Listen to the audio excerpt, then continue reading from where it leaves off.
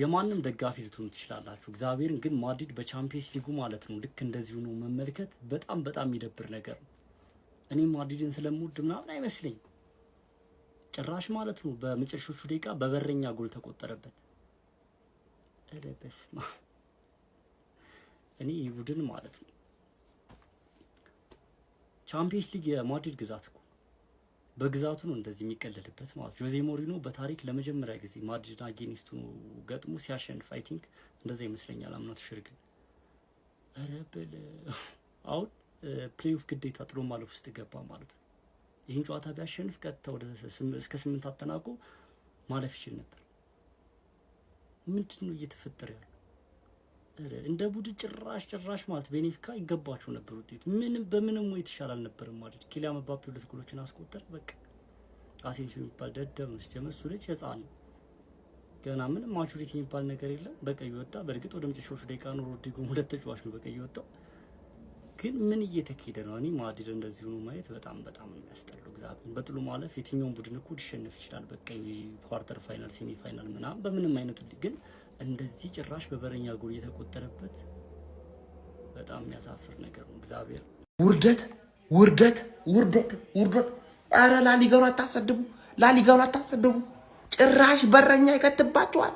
ማድሪድ ውርደታም ክለብ በከበረበት ቻምፒየንስ ሊግ እንዲዋረድ ውርደት። በረኛ ጭምር ጎል አገባባቸው። ማድሪድ ከ16 ውስጥ አይገባም፣ ተባሯል። ራውንድ ጠብቆ ነው የሚጫወተው። ተባሯል። ከ16 ወጥቷል። 9-3-9 እያለን የወረደው በአንድ ቀን ውስጥ ብቻ። ወይ ማድሪድ ወይ ውርደት ወይ ቅሌት። ኧረ አታሰድቡን እንዴ! ምንም ቢሆን ሚስታችን ናችሁ እንዴ! አንቺ ቤቲ የስፔኗ ቤቲ ምን አይነት ውርደት ላይ እኔ ባለቀ ሰዓት የባርሳና እኔ የአለፋልፌር ቼልሲ ጨዋታ ያዩት ባለቀ ሰዓት የተመለከትኩት። በመድኃኔዓለም ስም በዓለም ላይ ግን እንደ እግር ኳስ አዝናኝ ነገር አለ? ማድሪድ በተከበረበት ቻምፒየንስ ሊግ ይሄ በረኛ ብቻውን ቅዠት ነው የለቀቀባቸው። ባለቀች ደቂቃ ያችን የመሰለች ማራኪ ግብ አስቆጥሮ ማድሪድን ከ3ኛ ወደ 9ኛ አውርዶ ወደ ጥሎ ማለፍ ውስጥ አስገብቶ የራሱን ቡድን ከመሰናበት አትርፉ ጥሎ ማለፍ ውስጥ አስገብቶ ድራማን ያሳየን ሲኒማ። መድኃኔዓለም ማለት ኧረ እግር ኳስ ትላንትና ይሄንን ጨዋታ ካላያችሁት ማለት ነው ተበድላችኋል ነው የምላችሁ። ስለ ግራኔ የገባኝ እኔ ስለ ቤኔፊካ 3-2 እየመራ ይቀጠቅጣል ማለት ነው። እኔ ግራ ገባኝ። ምንድነው ይሄ ነገር? ማድሪድ ምን ሆኖ ነው? ቤኔፊካ ጭራሽ 4ኛ ሊደግም ምናምን ስል በረኛው ወጣ ሊሻማ በጨረሻ ደቂቃ ላይ ቅጣት ይሰጣቸዋል ለቤኔፊካ። ሊሻማ ወጣ 3-2 እየመሩ ምን ያልኩት ማለት ነው። ከዛ ወስዶ የሚገርም ቴስታ ኮርቷ ላይ አልቀረቀረውም። ጆዜ ሞሪኒዮ አበደ እንደ ጻን ልጅ ፍንድቅ ድቅድቅ ቦራረቀ ነው ብላችሁ። ከዛ ነገር ይሁን ሳጣራ ነካ ማርሴና ፓፎስ በእኩል ነጥብ በእኩል የጎል እዳ እኩል ነበሩና ቤኔፊካ አደጋ ላይ ነበረች። ያቺ ጎል በደንብ ታስፈልግ ነበረ። የሚገርም ጎል ገብታችሁ ሰርች አድርጋችሁ ከስር እዩት ማለት ነው። የቤኔፊካ ሃይላይቱንም እዩት ካላያችሁትና የሚገርም ጎል አግብቶ በበረኛ ጎል ወደ ጥሎ ማለፍ በጣም ነው ደስ የሚለው ማለት ነው። እንግዲህ ቤኔፊካ የመጨረሻ ስንተኛ ነው ብቻ ከጥሎ ማለፉ የመጨረሻ ደረጃ ይዞ ነው የጨረሰው ማለት ነው። ሪያል ማድሪድም ጥሎ ማለፍ ውስጥ ተቀላቀለ። ኧረ በስመ አብ ብቻ በጣም የሚገርም ምሽት ነበረ። ኮፒ ሊንክ ሪፖስት ሼር መቻችሁ። ቤኔፊካ በበረኛቸው ጎል አለፉ። ይሄን ጎል በመጨረሻ ደቂቃ ባያገባ ኑሮ ቤኔፊካ ይወድቅ ነበረ። እኔ እግር ኳስን እኮ ለዚህ ነው መወዳት። አስቡት እንግዲህ። ኧረ ብስሚላ ማታ ምንድነው የተፈጠረው ጀማው? እኔ አልሰክሳችሁም፣ ጨዋታውን አላየሁም። ነገር ግን አንድ ጓደኛ እንደሌለኝ የተረዳሁት ቀስቅሳችሁ ቢሆን ጨዋታ ማሳየት ነበረባችሁ። ወይኔ ቆጨኝ ጠዋት ስነሳ ሞሪኒዮ ማድሪድን ሰጠ። እሱ አይደለም የገረመኝ በረኛ 90 ምናምንኛ ላይ ጎል አገባ። ረላሽ 2 ሰው በቀይ ወጣ። It was full of events man. እግዚአብሔር ነው በቃ። እኔ ሞሪኒዮ ይለያል። the special one የሚባልበት በቃ ምክንያቱ ራሱ ይገባል አይደል? አሁን 15ኛ ጨዋታው ነው ምናምን ነው መሰለኝ አልተሸነፈም በቤኔፊካ ቤት። ምን አይነት ድንቅ አቋም እያሳየ እንደሆነ ማለት ነው። አረ ግን እኔ የዘንድሮ ማድሪድ ነገር አልገባ ብሎኛል። እግዚአብሔርን በቃ ስለ በየጨዋታው በቃ ይወጣባቸዋል ተጫዋች በየጨዋታው ፐርፎርም ያደረጉ አይደለም። ባፕ የሚባል ኤሊየን በየጨዋታው ጎል ያገባል ግን ይሸነፋል። አረ ምን አይነት ጨዋታ ነበር ያመለጠኝ። አረ 90 ደቂቃውን ድጋሚ ማየት ፈልጋለሁ ቁጭ ብዬ እግዚአብሔርን ምን አይነት ጨዋታ ነው። በረኛው ያስቆጠረው ራሱ ቴስት ያበደ ማለት ነው። እና ሁለቱም ወደ ፕሌይኦፍ አልፏል። ቤኔፊካ አልወደቀም ተርፏል። ማድሪድ ወደ ፕሌይኦፍ እንትን ብሏል ማለት ነው። ይገርማል ብቻ የዘንድሮ ቻምፒየንስ ሊግ እግዚአብሔርን ከሁሉም ጨዋታዎች ድራማ የበዛበት ያበደ ጨዋታ ቤኔፊካ ሪያል ማድሪድን በሜዳዋ አስተናግዳ 4-2 በማሸነፍ 2 ቀይ ምን አይነት ድራማቲክ አስተላለቅ ማለት አራተኛ መጨረሻ ደቂቃ ላይ ደገሙላቸው። ሞሪኒዮ እኮ ማለት ነው ክፉ የሆነ ሰውዬ ማለት በቃ የሆነ ነገር ማድረግ አለብኝ ምናምን ነገር በሚል ሰዓት ላይ የሆነ ነገር ማድረግ ስቴትመንት አለሁኝ አልሞትኩም እያለ ነው ማለት እምባፔ ራሱን የሚያሰነጥለው ቡድን የመጀመሪያውን ሽንፈት ቀመሰ። እንደተለመደው ፔናልቲ ሰጡት። ስንት ፔናልቲ ነው ይሄ ሰውዬ የሚመታው? አመት ውስጥ ብቻ ስንት ፔናልቲ የአንዳንድ ክለቦች ምናምን ሊጎች የሚያገኙትን ፔናልቲ እኮ ነው የሚያገኘው ማለት ያስተጣላ ሰጣማ ድራማቲክ የሆነ ጌም ድራማቲክ ሮድሪጎ ቀይ ምናምን ያበደ ጨዋታ ማለት ያበደ ጨዋታ ቤኔፊካ 24 ውስጥ ገብታ ወደ ፕሌይኦፍ አልፋለች። ይመችሽ ቤኔፊካ ማን ትቻለሽ። እኔ ምን አገባኝ? እዛ አላ ማድሪድ ነኝ ግን አያቃጥልም። ያው ማድሪድ አሁን 8 ውስጥ ነው የጨረሰው። 8 ውስጥ ኖርምዬ ነው ገባ አይደል? ብቻ ያበደ ጨዋታ ነው። ሬ ጀማው ይህንን ጨዋታ ሲኒማ ሚለው ነው የሚገልጸው። ሲኒማ ሚለው ካልገለጸው ምንም ሊገልጸው አይችልም። ማንዬ በቃ ልክ እንደ አጓጊ ፊልም እንዲህ ምስጥ ብለህ የምትመለከቱ አይነት ጨዋታ ነበር። አንተ ይኸውልህ ከምንም በላይ ደግሞ ሞሪኒዮ ማለት ነው ለቀድሞ ቡድኑ ማድሪድ ራስ ምታት ነው የሆነባቸው። ራስ ምታት ማለት ነው። ይህን ጨዋታ ማድሪድ 4-2 በሆነ ውጤት ተሸንፎ እንግዲህ ከቶፕ 8 ውስጥ ወጥቷል። ጀማው ወጣ ከ8 ውስጥና 9ኛ ሆኖ ነው ያጠናቀቀው። እንግዲህ 9ኛ ሆኖ ደግሞ ማጠናቀቅ የራሱ የሆነ ጣጣ አለው ታውቁታላችሁ እናንተና ቤኔፊካ ማድሪድን ከ8 ውስጥ ከማስወጣቱ በተጨማሪ ደግሞ አንድ የሰራው ትልቁ ገድል ራሱን በራሱ መድረኩ ላይ እስከ 24ኛ ደረጃ ያለውን በማጠናቀቅ ማለት ነው ራሱን ሴፍ አድርጓል ማለት ነው። ጀማው አጠናቆ ጨርሷል። እዚህ ውድድር ላይ ይቆያል ማለት ነው። ይህንን ተጋድሎ ግን ያደረጉ ተጫዋቾች ያስገርማቸዋል። በተለይ ደግሞ በረኛው በዛ ሰዓት መጥቶኒ ገጭቶ ያስቆጠረው የአየር ቴስታ ጎላይቸው ማን ይህ ሰው የሃላንድ አይደል እንዴ ሲገጭ ምን ሆነ ነው ቀረቀረ። ሞሪኒዮ ግን ደስታውን የገለጸበት መንገድ ጀማው ከዚህ ቀደም ማድሪድን አሰልጥኖት የሚያውቅ አይመስልም። ማን በቃ የሆነ ጥላቻ ያለበት ቲም ነው የሚመስለው። እሺ ይምር ነው የምላችሁ። ለማንኛውም ይሄ ሲኒማ ያመለጣችሁ ሰዎች ዛሬ ተበልታችኋል ተበልታችኋል። ዋው ይሄ ፈገግታ በስማም ዝም ብሎ አልመጣም። እርግጠኛ ነኝ ኳሱን ያዩት የሁሉም እግር ኳስ ተመልካች እንደ ጆዜ ፈገግ ብለዋል። በቃ ይገርማል። ቤኔፊካ 3-2 እየመራ ነው እያልኳቸው አሉት። ግን አንድ ጎል ያስፈልገዋል ወደ 16 ውስጥ ለመግባት ጥሎ ማለፉን ለመጮት ግብ ጠባቂው ጥሎ ወጣ። አቻ የሚሆኑበት አጋጣሚ ሊኖር ይችላል ኳሱ ቢያዝ ምናምን ነገር ግን ደፍሮ ወጣ። ኮርቷ ላይ ቴስታ አስቆጠረ። ምን አይነት ሞመንት እንደሆነ ማለት ነው። ከዛ 16ን ተቀላቀሉ። አንዳንዴ ኳስ እኔ ኳስ ማተው ይዘውስ ታሳዝኑኛላችሁ። ምን አይነት በረኛ ነው። ቲሙን ይዞ ወደ ቻምፒየንስ ሊግ 24 ቡድኖች ውስጥ ያስገባ ምን አይነት በረኛ ነው። ይሄ በረኛ ነው ያገባው የመጨረሻውን የቤኔፊካን 4ኛ ጎል ማለት ነው። ይሄን ጎል ባያገባ ኖሮ ቤኔፊካ ከቻምፒየንስ ሊግ ውጪ ነበር። ምክንያቱም እስከ 24 ያለው ቲም ነበር የሚያልፍ። የሱ አንድ ጎል ማለት ነው። የሱ አንድ ጎል ቻምፒየንስ ሊግን 24ኛ ደረጃ ውስጥ አርጋ ቤኔፊካን አሳልፋለች። ምን አይነት ነው ሙሉ ህይወቱን የማይረሳው። እንደዚህ አይነት ነገሮች ነው በቃ እግር ኳስ ላይ ደስ የሚሉን አይደል? በረኛ ጎል ሲያገባ ብዙ ማናይ አለሰን ቤከር አግቶ አይተናል። ከዚህ በፊት ሊቨርፑል እንደዚህ ወደ ቻምፒየንስ ሊግ ያሳለፈች ጎል ሊቨርፑል ከዌስት ብሮም ሲጫወት እዚህ ጋር ደግሞ ወደ ቻምፒየንስ ሊግ 24ኛ ደረጃ የምታስገባውን ጎል አግብቷል። የሚገርም ጨዋታ ነበር ይሄ ጨዋታ። ቤኔፊካ አንደርዶግ ነበሩ። ሪያል ማድሪድ 100% ይህንን ጨዋታ ያሸንፋል ተብሎ የተጀመረ ጨዋታ ነበር። ነገር ግን ቤኔፊካዎች 4-2 አሸንፏል። በሞሪኒዮ አሰልጣኝነትና በዚህ በረኛ ምርጥ 4ኛ የመጨረሻ ጎል። ዋት አ ቢዩቲፉል ጌም የሚገርም በረኛ ይችላል። ተአምሮ የማያልቅበት ጀብደኛው ሰው ሆዜ ሞሪኒዮ ትላንትም ሌላ ተአምር እኮ ነው ያስመለከተን። ጋይስ ተመልከቱ። ግብ ጠባቂውን 97ኛው ደቂቃ ላይ ሂድ ጎልህን ለቀህ ሂድ ጎል አስቆጥር እያለው እንግዲህ ቡድኑ ቤኔፊካ 3-2 ሪያል ማድሪድን እየመራ ነበር። ነገር ግን ቶፕ 24 ውስጥ በቻምፒየንስ ሊጉ አጠናቆ የጥሎ ማረፍ ዙር ውስጥ እንዲካተት የግድ ተጨማሪ አንድ ጎል ያስፈልገው ነበርና ተመልከቱ። ሆዜ ሞሪኒዮ ሂድ በቃ ጎልህን ለቀህ ሂድ ነው ያሉትና ምን አይነት አስደናቂ የሆነ አሰልጣኝ ነው። በመጨረሻም ተሳካለት። ግብ ጠባቂው አናቶሊ ትሩቢን ታሪክ ሰራ ጋይስ።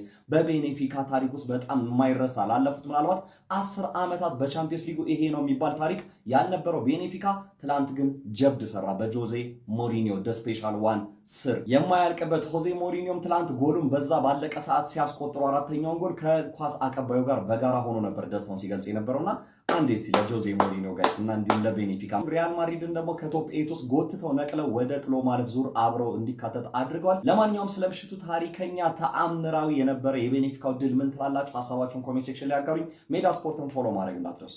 ማድሪድ ለተከታታይ ሁለተኛ ዓመት ሻምፒዮንስ ሊጉን በቀጥታ ወደ ቀጣይ ዙር መቀላቀል አልቻለም። ዛሬ ቤኔፊካ በሚያስገርም ሁኔታ በረኛው መጨረሻ ደቂቃ ላይ ባስቆጠረው ጎል 24ኛ የነበሩትን ማርሴዎች ጥለው በዛች ጎል ብቻ መሰረት ቀጣዩን የኖክአውት ስቴጁን ተቀላቅሏል። ማድሪድ ያለበትን ማለት ነው። በጨዋታው ኪሊያን ምባፔ 2 ጎል ማስቆጠር ቢችልም ነገር ግን ቡድኑን ቀጥታ ማሳለፍ አልቻለም።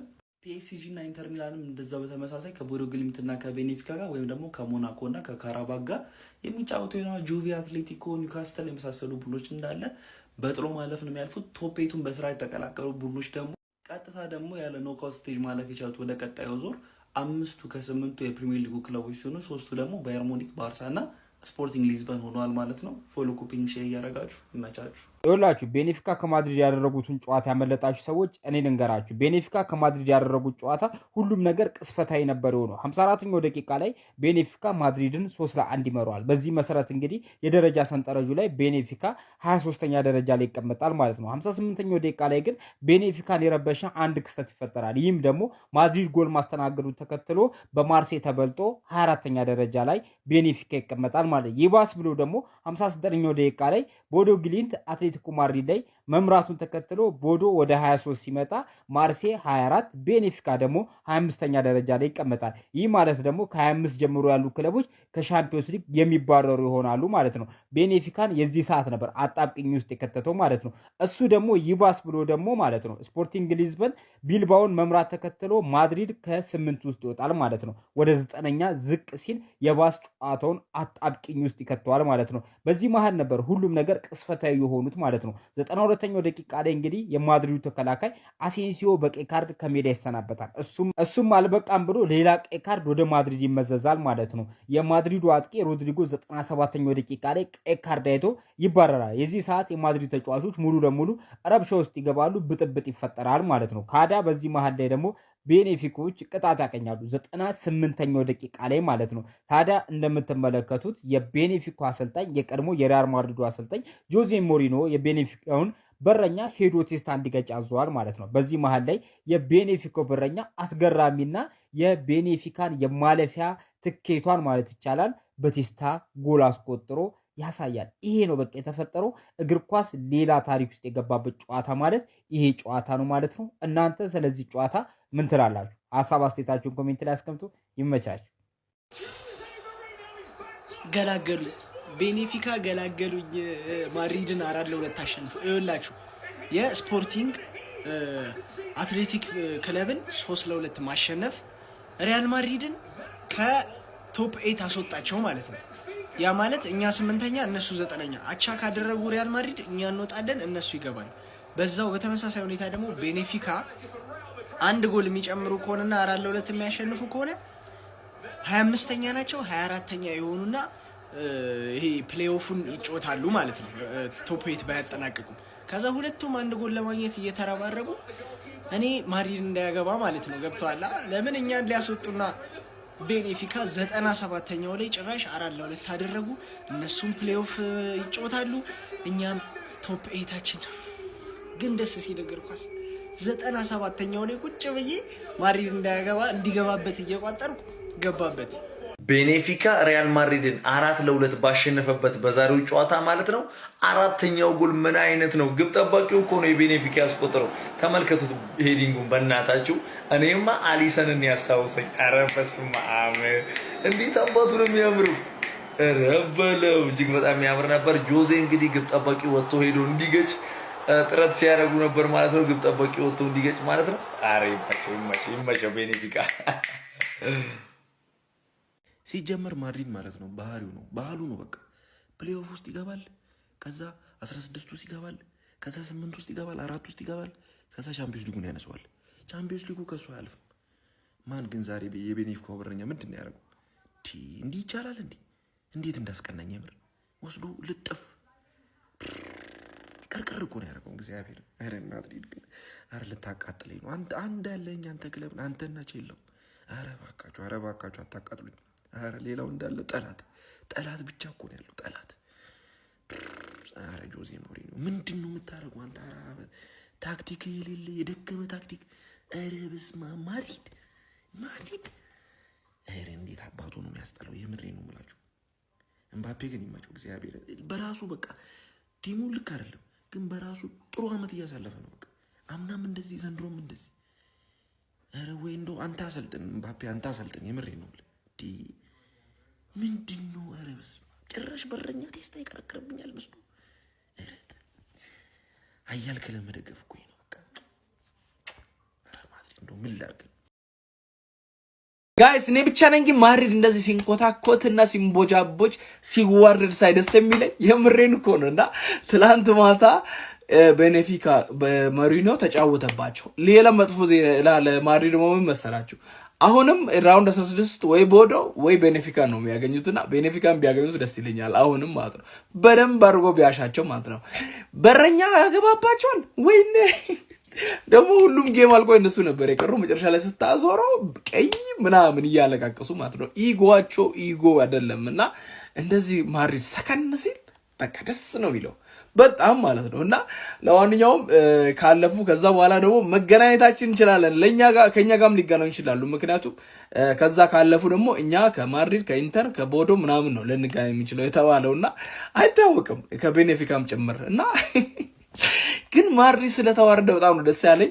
ለማንኛውም ኤምባፔ ደግሞ ጎል ማግባቱን አላቆምም እስካሁን። ማድሪድ ግን ግራ ገብቶታል። ይሄ ሰውዬ እንደ አሸን ጎል ያገባል። ማድሪድ ግን ግራ ገብቶታልና ቀጣይ ከኛ ጋርም ሊገናኙ ይችላሉ። ያ ታውቃላችሁ ይሄ ቻምፒዮንስ ሊግ ማይዘው እኛና ማድሪድን ካላገናኘ ጌም ያለም አይመስላቸውም። በቃ ከኛ ውጪ እኛ ካልተጫወትን ቻምፒዮንስ ሊግ ራሱ የተካሄደ አይመስላቸውም። የአውሮፓ ስፔሻሊ የአውሮፓ እግር ኳስ ማህበርና ልንገናኝ እንችላለን አይታወቅም። ግን ማድሪድ ሲዋረድ ሳይ በጣም ነው ደስ ያለኝ።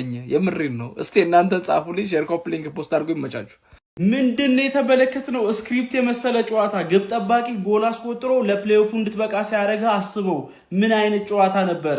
ጆዜ ሞሪኒዮ የቀድሞ ክለቡ ሪያል ማድሪድን በገጠመበት ቤኔፊካ 4-2 ባሸነፈበት ጨዋታ መጠናቀቂያ ላይ ቤኔፊካዎች እንግዲህ 3-2 እየመሩ በነበረበት ወቅት ላይ ማርሴ በጎል ክፍያ ይበልጣቸው ስለነበረ 24ኛ ደረጃ ላይ ተቀምጦ ነበረ። ማርሴ 3-0 በክለብ ብሩዥ መሸነፉ የሚታወስ ነው። ነገር ግን ስቲል ተሸንፎም እንግዲህ በጎል ክፍያ ይበልጣቸው ነበረ። ቤኔፊካዎች ደግሞ በተቃራኒ የሪያል ማድሪድን 3-2 እየመሩ የነበረ ቢሆንም ነገር ግን በቂ ጎል አልነበረም ወደ ቀጣዩ ፕሌይኦፍ ጨዋታዎች ብቁ እንዲሆኑና 24ኛ ደረጃ ላይ እንዲቀመጡ ማለት ነው። ስለዚህ አራተኛ ጎል ያስፈልጋቸው ነበር። በሁለት የጎል ልዩነት ማሸነፍ ነበረባቸው።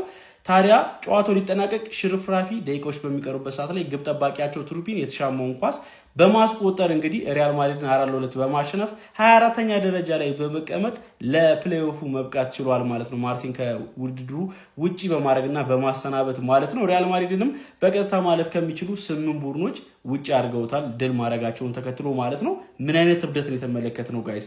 እንደዚህ አይነት አጋጣሚ የተመልክቼ ማቅ አይመስለኝም። ግብ ጠባቂ አስቆጥሮልህ ለፕሌይኦፍ ስትበቃ ማየት ማለት ነው። ለማንኛውም እናንተ ስለዚህ ሞመንት ምን ትላላችሁ? ሀሳባችሁን ኮመንት ሴክሽን ላይ አካፍኝ። የፕላስ ምልክቱን መጫ እንዳትረሱ።